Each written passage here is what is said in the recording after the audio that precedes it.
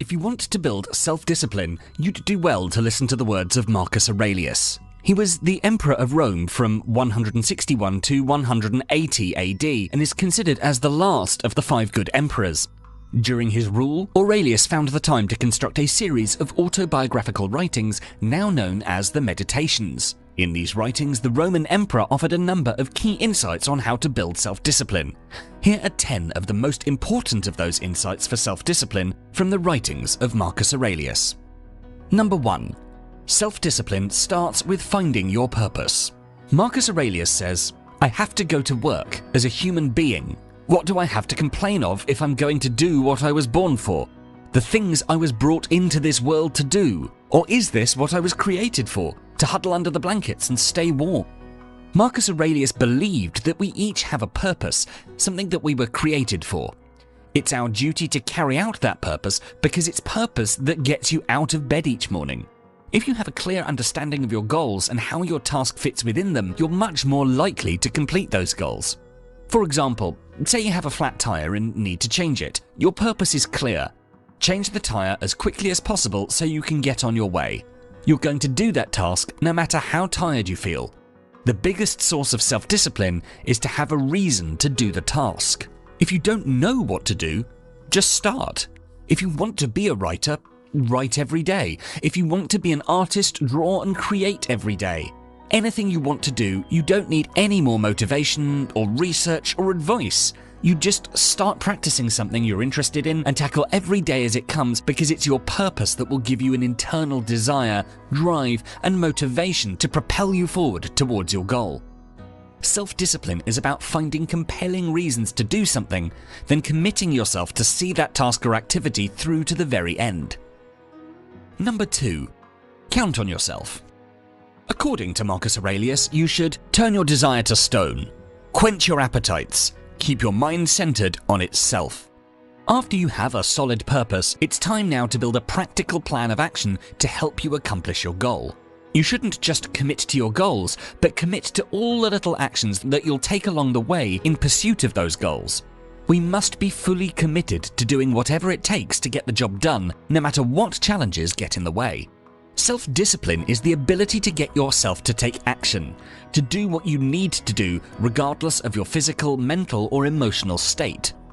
Everything you want in your life, everything you want to have, be, and do depends on your ability to get yourself to take the necessary actions to achieve your goals whether you feel like it or not. You can start with forming an effective plan of action that is comprised of a deadline for accomplishing your goal. It must also be built on the foundation of mini milestones that break your goal down into manageable chunks. Mini milestones will ensure that you're working towards your desired outcome in small pieces and time blocks. This tactic puts you in the driver's seat. It gives you a sense of control over the tasks and projects that you're working on. What you're ultimately trying to avoid is succumbing to being overwhelmed. Overwhelming can quickly digress to procrastination, and procrastination can subsequently lead to stagnation. And of course, where there's stagnation, self-discipline cannot exist. Number 3. Show up every day. Marcus Aurelius says, "You must build up your life action by action, and be content if each one achieves its goal as far as possible, and no one can keep you from this." Even after having a solid purpose and a practical plan, 95% of us fail to achieve our goals. We fail because we fail to be consistent. We need to show up every day and put in the work. The simple act of showing up and immersing yourself in your craft does wonders for mental endurance. You build focus and come to terms with the arduous process that it takes to achieve anything great. You have to put in countless hours of work before you reap any of the benefits. Self-discipline is nothing more but the habit of consistency, finding the motivation to do something again and again until you do it on autopilot and start seeing results. So even if you fail once, for example, if you didn't exercise when you know you should have, this doesn't define your character. Your ability to keep going is what molds you into a disciplined and strong person. A bad day doesn't have to become a bad week. A bad week doesn't have to become a bad year. The moment you wake up, remember that new day is a new life, and move forward by opening your eyes and focusing on what's in front of you, which is life itself. Number 4. Practice voluntary hardship. In the words of Marcus Aurelius, we should discipline ourselves in small things, and from there progress to things of greater value. If you have a headache, practice not cursing. Don't curse every time you have an earache, and I'm not saying that you can't complain, only don't complain with your whole being. Voluntary hardship is one of the ways we can build our self-discipline.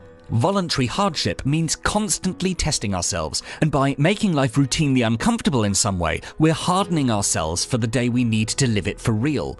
A voluntary hardship might be skipping a meal and going hungry for a night, having a cold shower, not smoking, sleeping on the floor, leaving your jacket at home when you know it's cold and raining out, or donating half of your clothes to charity. You could choose to go without social media for a few days or throw your smartphone in the drawer. Do it often enough, and you begin to understand what scarcity and hardship feels like, and that you can live with both if needed. Number 5. Practice dichotomy of control.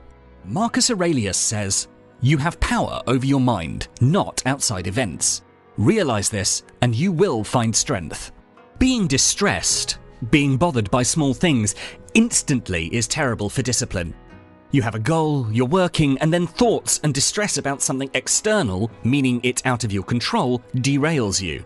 The best thing you can do in these circumstances is to apply Epictetus's dichotomy of control. Reinforce to yourself what's within your control and what is out of your control. If you embrace what's out of your control and accept it, you'll experience tranquility. Refer to the following wording next time you're distressed and distracted. Do you have a problem in your life? No? Then don't worry. Yes? Can you do something about it? Yes? Then don't worry. No? Then don't worry. Number 6. Never play the victim. In the words of Marcus Aurelius, do your job without whining. Have you said any of these? I was just born this way. I never learned anything different. My parents set a terrible example. Everyone else does it. What are these? Excuses that people use to justify staying as they are instead of striving to become better. You need to assume responsibility. The "why me" mentality is an enemy to mental toughness. You might not be at fault, but your life depends on you determining what's within your control and taking those things into your own hands. You must train yourself to frame these things this way instead of immediately resorting to self-pity. It's certainly easier to pawn off blame on others when something goes wrong, but only those with a degree of mental fortitude are able to step up, even when it's not their fault, and right the ship.